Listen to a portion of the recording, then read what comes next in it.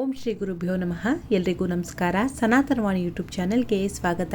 ಇವತ್ತಿನ ವಿಡಿಯೋದಲ್ಲಿ ನಾವು ನಾಳೆ ದಿನ ಆಚರಣೆ ಮಾಡುವಂತಹ ಮಾರ್ಗಶಿರ ಮಾಸದ ಕೃಷ್ಣ ಪಕ್ಷದ ಏಕಾದಶಿಯಾದಂತಹ ವಿಜಯ ಏಕಾದಶಿ ಬಗ್ಗೆ ಮಾಹಿತಿಯನ್ನು ತಿಳ್ಕೊಳ್ಳೋಣ. ಸಾಕ್ಷಾತ್ ಶ್ರೀರಾಮಚಂದ್ರರು ಆಚರಣೆ ಮಾಡಿರುವಂತಹ ಏಕಾದಶಿ ಅಂತ ಕೂಡ ಹೇಳಲಾಗುತ್ತೆ. ಹಾಗಾಗಿ ಇದರ ಒಂದು ಮಹತ್ವವನ್ನು ತಿಳಿದು ಆಚರಣೆಯನ್ನು ಮಾಡಿ.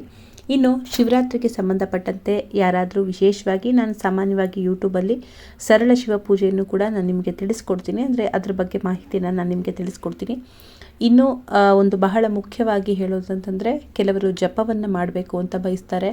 ಒಂದು ಸರಿಯಾದ ವಿಧಾನದಲ್ಲಿ ನಾವು ಯಾವ ರೀತಿ ಜಪವನ್ನು ಮಾಡ್ಕೊಳ್ಬೇಕಾಗತ್ತೆ, ಇನ್ನು ಜಪ ವಿಧಾನ ಏನಿದೆ, ಹಾಗೆ ಮಂತ್ರ ಜಪವನ್ನು ಮಾಡಬೇಕಾದ್ರೆ ಯಾವ ಒಂದು ಮಾಲೆಯನ್ನು ಬಳಸ್ಕೊಳ್ಬೇಕಾಗತ್ತೆ, ಯಾವ ದೇವರಿಗೆ ಯಾವ ಮಾಲೆಯನ್ನು ಬಳಸ್ಕೊಳ್ಬೇಕು, ಇನ್ನು ರುದ್ರಾಕ್ಷಿ ವಿಚಾರವಾಗಿ ಆಗಿರ್ಬೋದು, ಇನ್ನು ಅಭಿಷೇಕದ ವಿಚಾರವಾಗೂ ಕೂಡ ಆಗಿರ್ಬೋದು, ಹಾಗೆ ಮನೆಯಲ್ಲಿ ಮಾಡುವಂಥ ಸರಳ ಒಂದು ಪಂಚೋಪಚಾರ ಪೂಜೆಯನ್ನು ಯಾವ ರೀತಿ ಮಾಡ್ಕೊಳ್ಬೇಕಾಗತ್ತೆ, ಹಾಗೆ ಶಿವನಿಗೆ ಸಂಬಂಧಪಟ್ಟಂತೆ ಶಿವರಾತ್ರಿಯಲ್ಲಿ ಯಾವ ರೀತಿ ನಾವು ಸರಳವಾಗಿ ಒಂದು ಸಾಧನೆಯನ್ನು ಮಾಡ್ಕೊಳ್ಬೇಕಾಗತ್ತೆ, ಹಾಗೆ ನಮ್ಮ ಒಂದು ಜಾತಕದಲ್ಲಿ ಇರುವಂಥ ಗ್ರಹಗಳ ಬಾಧೆಗಳಿಗಾಗಿ ನಾವು ಶಿವನ ಯಾವ ಒಂದು ರೂಪವನ್ನು, ಯಾವ ಲಿಂಗವನ್ನು ಆರಾಧನೆಯನ್ನು ಮಾಡ್ಕೊಳ್ಬೇಕು, ಅದಕ್ಕೆ ಸಂಬಂಧಪಟ್ಟಂತೆ ಹಾಗೆ ಹಣಕಾಸಿಗೆ ಸಂಬಂಧಪಟ್ಟಂತೆ ಲಕ್ಷ್ಮಿ ವಿಚಾರವಾಗೂ ಕೂಡ ಶಿವನನ್ನು ಆರಾಧನೆಯನ್ನು ಮಾಡಿದ್ರೆ ಯಾವ ಮುಖಾಂತರ ನಮಗೆ ಒಂದು ಹಣದ ವಿಚಾರವಾಗಿ ಅನುಕೂಲ ಆಗುತ್ತೆ. ಇನ್ನು ಜಪವನ್ನು ಮಾಡುವಂಥವರು ಪಾಲಿಸಬೇಕಾದಂಥ ನಿಯಮಗಳೇನಿದೆ, ಹಾಗೆ ಜಪಮಾಲೆಯನ್ನು ಯಾವ ರೀತಿ ಬಳಸ್ಕೊಳ್ಬೇಕಾಗತ್ತೆ, ಇನ್ನು ನಾವು ಯಾವ ರೀತಿ ಜಪವನ್ನು ಮಾಡಿಕೊಳ್ಬೇಕಾಗತ್ತೆ, ಅದಕ್ಕೆ ಸಂಬಂಧಪಟ್ಟಂತೆ ಒಂದು ಮಾಹಿತಿ ಕೂಡ ಇದೆ. ಹಾಗಾಗಿ ಸಂಪೂರ್ಣ ಈ ಒಂದು ಶಿವರಾತ್ರಿ ಶಿವ ಸಾಧನೆ ವಿಚಾರವಾಗಿ ಯಾರೆಲ್ಲ ಮಾಡಬೇಕು ಅಂತ ಬಯಸ್ತಿರ್ತೀರ ಅವರಿಗಾಗಿ ಉತ್ತಮವಾದಂಥ ಒಂದು ತರಗತಿ ಅಂತಲೇ ಹೇಳ್ಬೋದು. ಹಾಗೆ ತುಂಬ ಜನಕ್ಕೆ ಲೈವ್ ಕ್ಲಾಸನ್ನು ಅಟೆಂಡ್ ಮಾಡಲಿಕ್ಕೆ ಸಾಧ್ಯ ಆಗಲ್ಲ. ಅದೇ ಒಂದು ವಿಚಾರವಾಗಿ ಟೆಲಿಗ್ರಾಮಲ್ಲಿ ನಿಮಗೆ ವಿಡಿಯೋವನ್ನು ಕಳಿಸ್ಕೊಡ್ಲಾಗುತ್ತೆ. ಯಾರಿಗೆ ಆಸಕ್ತಿ ಇದೆ, ನಾವು ಇದರ ವಿಚಾರವಾಗಿ ತಿಳಿದುಕೊಂಡು ಶಿವರಾತ್ರಿಯಲ್ಲಿ ನಾವೊಂದು ಸಾಧನೆಯನ್ನು ಮಾಡಬೇಕು ಅಂತ ಬಯಸೋರಿಗಾಗಿ ಈ ಒಂದು ವಿಡಿಯೋ ಇರುತ್ತೆ. ಹಾಗಾಗಿ ಆಸಕ್ತಿ ಇರುವಂಥವರು ನೀವು ಈ ಒಂದು ತರಗತಿಗೆ ಜಾಯ್ನ್ ಆಗಬಹುದು, ವಿಡಿಯೋವನ್ನು ತೆಗೆದುಕೊಳ್ಬೋದು. ಹಾಗೆ ಇದಕ್ಕೆ ಸಂಬಂಧಪಟ್ಟಂತೆ ನಿಮಗೊಂದು PDF ಅನ್ನು ಕೂಡ ಕಳಿಸ್ಕೊಡ್ಲಾಗುತ್ತೆ. 2 ವಿಡಿಯೋಗಳು ನಿಮಗೆ ಸಿಗುತ್ತೆ.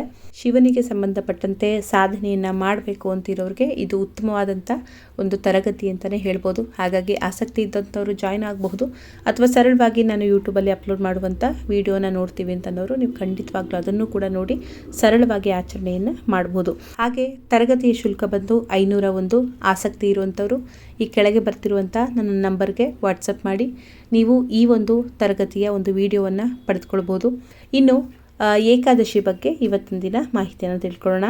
ಇವತ್ತು ನಾವು ದಶಮಿ ಆಚರಣೆಯನ್ನು ಮಾಡ್ತಿದ್ದೀವಿ. ಫೆಬ್ರವರಿ 12ನೇ ತಾರೀಕು ಗುರುವಾರ ದಶಮಿ ಆಚರಣೆ. ಇನ್ನು ನಾಳೆ ದಿನ ಏಕಾದಶಿ ಆಚರಣೆ. ಈಗಾಗಲೇ ನಿಮಗೆ ಏಕಾದಶಿ ಹಳೆ ವಿಡಿಯೋಗಳನ್ನು ನೋಡಿರ್ತೀರ. ಹಾಗಾಗಿ ಉಪವಾಸದ ಬಗ್ಗೆ ನಿಮಗೆಲ್ರಿಗೂ ಕೂಡ ಮಾಹಿತಿ ಇದ್ದೇ ಇರುತ್ತೆ. ಇನ್ನು ನಾಳೆ ಒಂದು ಏಕಾದಶಿ ಆಚರಣೆಯನ್ನು ಮಾಡೋದ್ರಿಂದ ಯಾವ ಫಲ ಪ್ರಾಪ್ತಿಯಾಗುತ್ತೆ, ಹಾಗೆ ಇದಕ್ಕೆ ಸಂಬಂಧಪಟ್ಟಂತೆ ಯಾವ ಒಂದು ಮಹತ್ವದ ಒಂದು ಕಥೆ ಇದೆ ಅಂತ ತಿಳ್ಕೊಳ್ಳೋಣ. ಈ ಒಂದು ಏಕಾದಶಿಯ ದೃಷ್ಟಾಂತವನ್ನು ಶ್ರೀಕೃಷ್ಣ ಪರಮಾತ್ಮ ಯುಧಿಷ್ಠಿರನಿಗೆ ಈ ರೀತಿಯಲ್ಲಿ ತಿಳಿಸ್ತಾರೆ.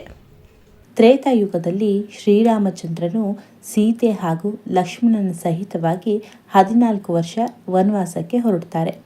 ಅರಣ್ಯದ ಮಧ್ಯದಲ್ಲಿ ಪಂಚವಟಿ ಎಂಬ ಸ್ಥಳದಲ್ಲಿ ವಾಸವಾಗಿರ್ತಾರೆ. ಅಲ್ಲಿಯೇ ಸೀತೆಯ ಅಪಹರಣ ಆಗಿರುತ್ತೆ. ಇದು ಎಲ್ರಿಗೂ ಕೂಡ ಗೊತ್ತಿರುವಂಥ ವಿಷಯ. ಹಾಗೆ ಶ್ರೀರಾಮದೇವರು ಸೀತೆಯನ್ನು ಹುಡುಕುತ್ತಾ ಸಾಗುತ್ತಿರ್ತಾರೆ. ಮರಣಾವಸ್ಥೆಯಲ್ಲಿದ್ದಂತಹ ಜಟಾಯು ರಾವಣನೇ ಸೀತೆಯನ್ನು ಅಪಹರಿಸಿದ ಸುದ್ದಿ ತಿಳಿಸಿ ಶ್ರೀರಾಮನಿಂದ ಮುಕ್ತಿಯನ್ನು ಹೊಂತಾನೆ. ಕಾಡಿನಲ್ಲಿ ಸೀತಾನ್ವೇಷಣೆಯಲ್ಲಿ ನಿರತನಾಗಿದ್ದಂತಹ ಶ್ರೀರಾಮದೇವರಿಗೆ ಹನುಮಂತನೊಂದಿಗೆ ಗೆಳೆತನ ಬೆಳೆಯುತ್ತದೆ. ಮಾತೆ ಸೀತೆಯನ್ನು ರಾವಣ ಲಂಕೆಯ ಅಶೋಕವನದಲ್ಲಿ ಇರಿಸಿರುವುದಾಗಿ ಹನುಮಂತನಿಂದ ತಿಳಿದು ಬರುತ್ತೆ. ನಂತರ ಹನುಮಂತ ದೇವರು ಲಂಕೆಯನ್ನು ಸುಟ್ಟು ಸೀತೆಗೆ ಮುದ್ರಿಕೆಯನ್ನು ಕೊಟ್ಟು ಬರ್ತಾರೆ. ವಾಯುಪುತ್ರನಾದಂತಹ ಹನುಮಂತ ಸಾಗರವನ್ನೇ ಹಾರಿ ಲಂಕೆಯನ್ನು ತಲುಪಿದ ಹಾಗೆ ಮರಳಿ ಸುದ್ದಿಯನ್ನು ಕೂಡ ತರ್ತಾನೆ. ಆದರೆ ಮಾನವನಾಗಿ ಹಾಗೆ ವಾನರ ಸಹಿತನಾಗಿ ಶ್ರೀರಾಮದೇವರು ಸಮುದ್ರವನ್ನು ದಾಟೋದು ಹೇಗೆ? ಶ್ರೀರಾಮ ಸಮುದ್ರದ ಹತ್ತಿರ ಬಂದು ನೋಡ್ತಾರೆ.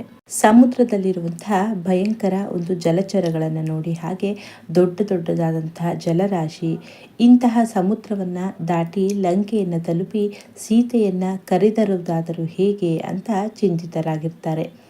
ನಂತರ ಶ್ರೀರಾಮದೇವರು ಲಕ್ಷ್ಮಣನನ್ನ ಕುರಿತು ಯಾವ ಪುಣ್ಯದ ಫಲದಿಂದ ನಾವು ಈ ಸಮುದ್ರವನ್ನು ದಾಟಬಲ್ಲೆವು ಅಂತ ಕೇಳ್ತಾರೆ. ಅದಕ್ಕೆ ಲಕ್ಷ್ಮಣ ಹೇಳ್ತಾರೆ, ಆದಿಪುರುಷನಾದಂತಹ ನಿನಗೆ ತಿಳಿಯದ್ದು ಯಾವುದಿದೆ, ಆದರೂ ಸಮೀಪದಲ್ಲಿರುವ ಕುಮಾರದ್ವೀಪದಲ್ಲಿ ಋಷಿಗಳ ಆಶ್ರಮವಿದೆ, ಅಲ್ಲಿ ಹೋಗಿ ಅವರ ಸಲಹೆಯನ್ನು ಕೇಳೋಣ ಅಂತ ಲಕ್ಷ್ಮಣ ಶ್ರೀರಾಮದೇವರಿಗೆ ಹೇಳ್ತಾರೆ.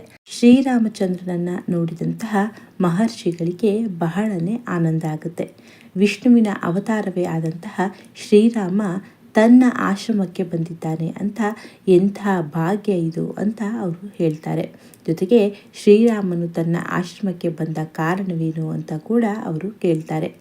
ಆಗ ಶ್ರೀರಾಮದೇವರು ತಾನು ಈ ಭಯಂಕರವಾದಂಥ ಸಮುದ್ರವನ್ನು ದಾಟಿ ರಾಕ್ಷಸ ರಾಜ ಲಂಕಾಧೀಶ ರಾವಣನೊಡನೆ ಹೋರಾಡಿ ಗೆಲುವನ್ನು ಸಾಧಿಸಿ ಸೀತೆಯನ್ನು ಮರಳಿ ಕರೆತರಬೇಕು, ಅದಕ್ಕಾಗಿ ಏನು ಮಾಡಬೇಕು ಹೇಳಿ ಅಂತ ಹೇಳ್ತಾರೆ. ಅದಕ್ಕೆ ಋಷಿಗಳು, ನಿನ್ನ ಸಹೋದರ ಲಕ್ಷ್ಮಣ ಹಾಗೂ ವಾನರ ಸೈನ್ಯದ ಸಹಿತವಾಗಿ ವಿಜಯ ಏಕಾದಶಿ ವ್ರತವನ್ನು ಆಚರಿಸು, ಖಂಡಿತವಾಗಲೂ ನಿಮಗೆ ವಿಜಯ ಲಭಿಸುತ್ತದೆ ಅಂತ ಹೇಳ್ತಾರೆ. ಸ್ವತಃ ವಿಷ್ಣುದೇವರೇ ಶ್ರೀರಾಮನಾಗಿ ಅವತರಿಸಿದ್ದರೂ ಕೂಡ ಋಷಿಯ ಉಪದೇಶದಂತೆಯೇ ವಿಜಯ ಏಕಾದಶಿ ವ್ರತದ ಆಚರಣೆಯನ್ನು ಮಾಡ್ತಾರೆ. ಇದರ ಫಲವಾಗಿ ಅವರು ರಾವಣನೊಡನೆ ಯುದ್ಧವನ್ನು ಮಾಡಿ ವಿಜಯವನ್ನು ಸಾಧಿಸ್ತಾರೆ. ಹಾಗಾಗಿ ಪ್ರತಿಯೊಬ್ಬರೂ ಕೂಡ ಸಕಲ ಕಾರ್ಯಗಳು ವಿಜಯ ಆಗಬೇಕು ಅಂದರೆ, ಹಾಗೆ ಯಾವುದೇ ಕೆಲಸಗಳು ಬಹಳಷ್ಟು ಅಡೆತಡೆಗಳಿದೆ, ಯಾವುದರಲ್ಲೂ ಕೂಡ ಯಶಸ್ಸು ಸಿಗ್ತಿಲ್ಲ, ಜಯ ಸಿಗ್ತಿಲ್ಲ ಅನ್ನೋರು ಕೂಡ ಈ ಒಂದು ಏಕಾದಶಿಯಂದು ಸಂಕಲ್ಪವನ್ನು ಮಾಡಿಕೊಂಡು ನಾಳೆ ದಿನ ನೀವು ಉಪವಾಸದ ಆಚರಣೆಯನ್ನು ನಿಮ್ಮ ಶಕ್ತಿ ಅನುಸಾರವಾಗಿ ಆಚರಣೆಯನ್ನು ಮಾಡಿಕೊಂಡು ಮರುದಿನ ನೀವು ಪಾರಣೆಯನ್ನು ಕೂಡ ಮಾಡಿಕೊಳ್ಬೇಕಾಗತ್ತೆ. ಇನ್ನು ಇವತ್ತಿನ ದಿನ ದಶಮಿ ಅನುಷ್ಠಾನವನ್ನು ಮಾಡಿರ್ತೀವಿ. ಹಾಗೆ ನಾಳೆ ಸೂರ್ಯೋದಯ ಆದ ನಂತರ ನಾವು ಮಹಾವಿಷ್ಣುವಿನ ಪೂಜೆಯನ್ನು ಸಂಕಲ್ಪ ಸಹಿತವಾಗಿ ಆಚರಣೆಯನ್ನು ಮಾಡಿಕೊಳ್ಬೇಕು. ಇನ್ನು ದಶಮಿ ಮತ್ತು ಏಕಾದಶಿ ಹಾಗೆ ದ್ವಾದಶಿ 3 ದಿನಗಳ ಕಾಲ ಆಚರಣೆ ಆಗಿರೋದ್ರಿಂದ 3 ದಿನವೂ ಕೂಡ ಬ್ರಹ್ಮಚರ್ಯ ಪಾಲನೆ ಆಗಿರಲಿ ಮತ್ತು ಯಥಾಶಕ್ತಿ ಅನುಸಾರ ಉಪವಾಸದ ಆಚರಣೆಗಳಾಗಲಿ ನೀವು ಮಾಡಿಕೊಳ್ಬೇಕಾಗುತ್ತೆ. ದಶಮಿಯ ದಿನ ನಾನೀಗಾಗಲೇ ನಿಮಗೆ ಹಿಂದಿನ ವಿಡಿಯೋಗಳಲ್ಲೂ ಕೂಡ ತಿಳಿಸ್ಕೊಟ್ಟಿದ್ದೀನಿ.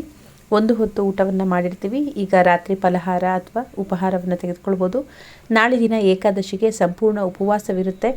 ಹಾಗೆ ದ್ವಾದಶಿಯ ದಿನದಂದು ನಾವು ಪಾರಣೆಯನ್ನು ಮಾಡಿಕೊಳ್ಬೇಕು, ಅಂದರೆ ಉಪವಾಸವನ್ನು ಮುರಿಬೇಕು. ಹಾಗಿದ್ರೆ ಪಾರಣೆಯ ಸಮಯವೇನು ಅಂತ ತಿಳ್ಕೊಳ್ಳೋಣ. ಪಾರಣೆಯ ಸಮಯ ಬಂದು ಶನಿವಾರ ಬೆಳಗ್ಗೆ 6:49 ನಂತರ ನಾವು ಪಾರಣೆಯನ್ನು ಮಾಡ್ಕೊಳ್ಬೇಕಾಗುತ್ತೆ, ಅಂದರೆ ಉಪವಾಸವನ್ನು ಮುರಿಬೇಕಾಗುತ್ತೆ. ಇನ್ನು ಏಕಾದಶಿಗಳಲ್ಲಿ ಮಹಾವಿಷ್ಣುವಿನ ನಾಮಸ್ಮರಣೆ ಆಗಿರ್ಬೋದು ಅಥವಾ ವಿಷ್ಣು ಸಹಸ್ರನಾಮವನ್ನು ಹೇಳೋದಾಗಿರ್ಬೋದು, ಹರೇ ಕೃಷ್ಣ ಮಹಾಮಂತ್ರವನ್ನು ಹೇಳೋದಾಗಿರ್ಬೋದು ನೀವು ಮಾಡ್ಬೋದು. ಅದರಲ್ಲೂ ವಿಶೇಷವಾಗಿ ಏಕಶ್ಲೋಕಿ ರಾಮಾಯಣ ಅಂದರೆ ಪೂರ್ತಿ ರಾಮಾಯಣವನ್ನು ಓದಿದ ಫಲವನ್ನು ನೀಡುವಂಥ ಬಹಳನೇ ಸರಳವಾಗಿ ಇರುವಂಥ ಈ ಒಂದು ಏಕಶ್ಲೋಕಿ ರಾಮಾಯಣ ಪ್ರತಿಯೊಬ್ಬರೂ ಕೂಡ ಹೇಳಿ ಹಾಗೆ ಭಗವಂತನ ನಾಮಸ್ಮರಣೆಯನ್ನು ಮಾಡಿ ಸಾಧ್ಯವಾದಷ್ಟು ಹರಿಕೃಷ್ಣ ಮಹಾಮಂತ್ರಗಳಾಗಿರ್ಬೋದು ಮತ್ತು ವಿಷ್ಣು ಸಹಸ್ರನಾಮವನ್ನು ಕೇಳುವಂಥದ್ದು ಕೂಡ ನೀವು ಮಾಡ್ಬೋದು. ಹಾಗಿದ್ರೆ ಬನ್ನಿ ಏಕಶ್ಲೋಕಿ ರಾಮಾಯಣವನ್ನು ತಿಳಿಸ್ಕೊಡ್ತೀನಿ.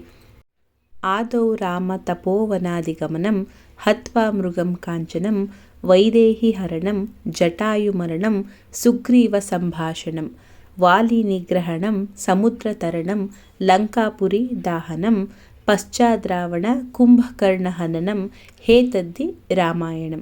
ಇದನ್ನು 3 ಬಾರಿ ಹೇಳಿ.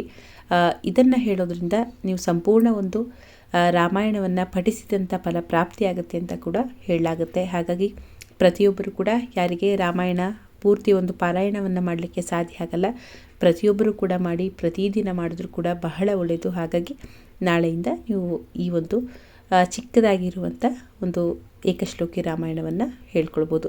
ಹಾಗಿದ್ದರೆ ಮಾಹಿತಿ ಅನುಕೂಲ ಆಯಿತು ಅಂತ ಭಾವಿಸ್ತೀನಿ. ಮಾಹಿತಿ ಅನುಕೂಲ ಆಗಿದ್ದರೆ ಬೇರೆಯವ್ರಿಗೂ ಕೂಡ ಶೇರ್ ಮಾಡಿ.